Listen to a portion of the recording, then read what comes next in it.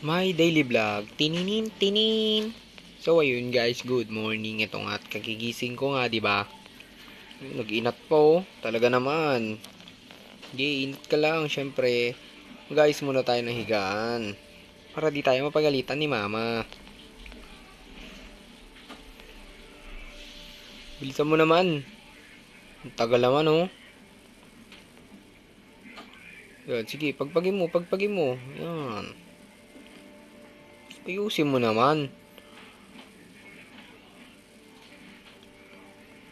Yan. Syempre, after nyan, matik, magkape. Boom! O, diba? Pagtapos yan, magkakape na tayo. Pagtapos magkape, maliligo na tayo. Ayan na. Opya! Boom! Tapos na agad maligo. Tapos maligo, syempre, magbibihis na.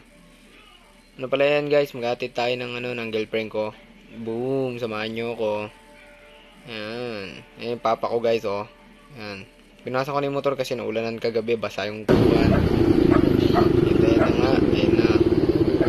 Ayan na yung girlfriend ko. Nasa daan na kami. Malapit na kami. Ayun niyo, ama. Ayan. Malbar na kami yan, guys.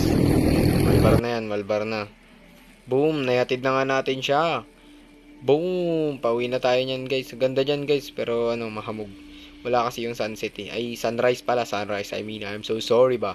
Nakauwi na tayo at boom, ayun, nakaluto na ako ng kanton. Kakain na.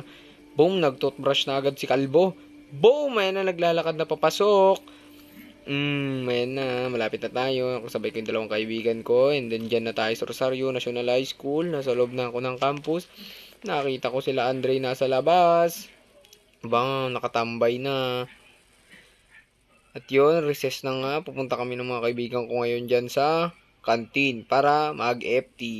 Ayan, kumakain na. Mga tatlong itik. Boom. Pagkatapos yan, nag-basketball. Kalbo, nagdi-dribble, pa-shoot. Walang pumasok. Na, tuyan na nga.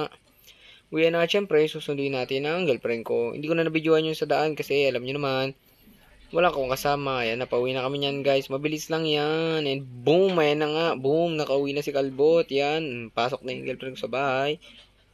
Yan na, nagkwento siya dahil perfect ang kanyang demo. At yan, nagaya na nga si mama kumain. At yan, nagsasandok na nga ako.